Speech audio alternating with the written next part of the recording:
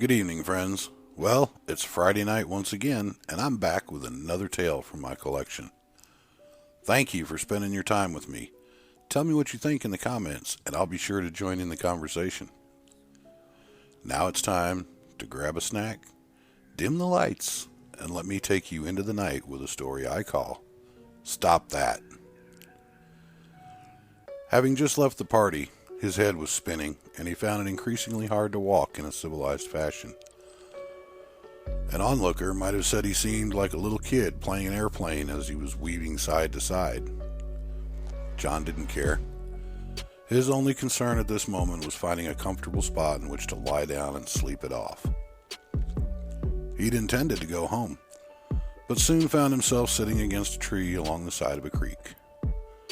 The water was flowing lazily along, carrying leaves and assorted debris to its ultimate destination where this small creek would empty into a larger body of water. Where that would be, he didn't know because he had never cared enough in the past to find out, but now it had aroused his curiosity. He tried to doze off, but his mind had become a whirlwind of thoughts.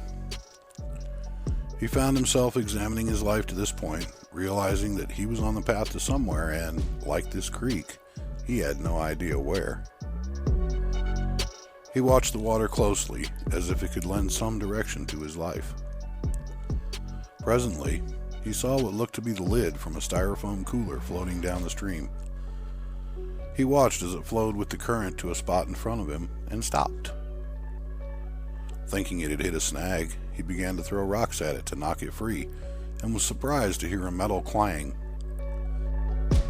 Thinking that the alcohol must be affecting him, he threw several more rocks and was rewarded with the same metallic sound.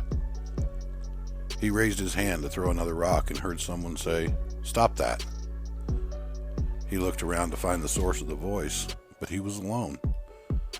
Once again he raised his hand to throw the rock, and once again he heard the same voice telling him to stop. He ignored the voice, and the rock clanked on the lid. As he watched, a little panel opened in the top of the lid, and what looked to be a miniature cannon came up and pointed at him. There was a flash, with a loud pop, and his arm was hurting just below the shoulder. He looked at his arm and back to the lid. He was now very weak and could hardly keep his eyes open. On top of the cooler lid, the cannon had been replaced by two rats, and one of them was wearing a cap.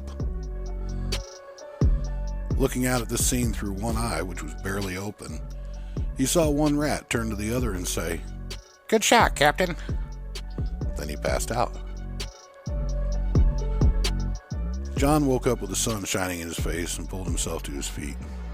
His mouth was dry and his head felt like he'd spent the last 12 hours posing as a stepping stool for an elephant. With a parting glance toward the creek, he headed to the road and home. He vaguely remembered having some odd hallucination, but passed it off to being drunk.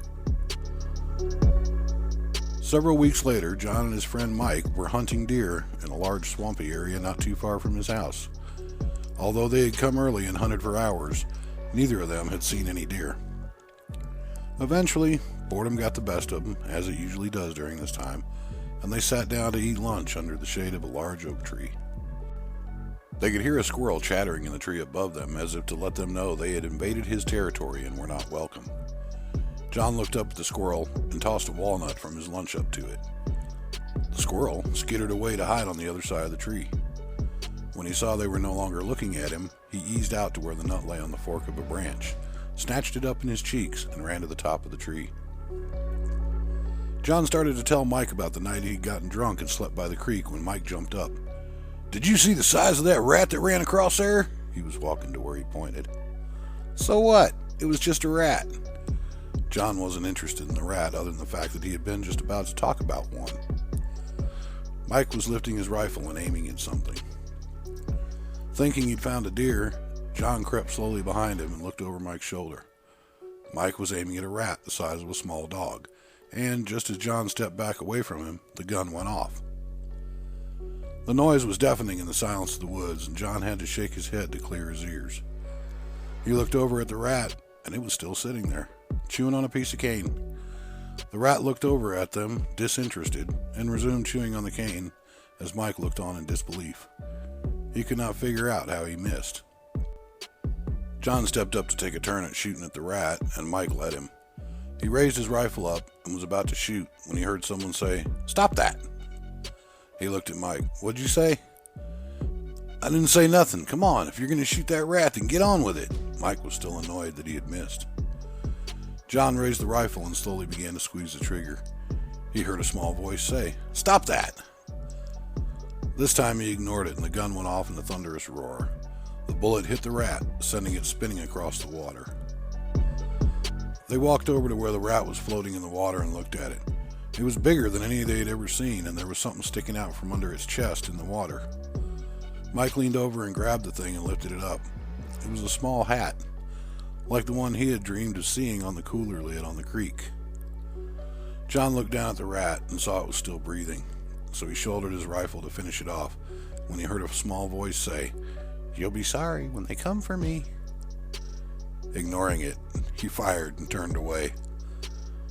"You ever see a rat carry a hat like that?"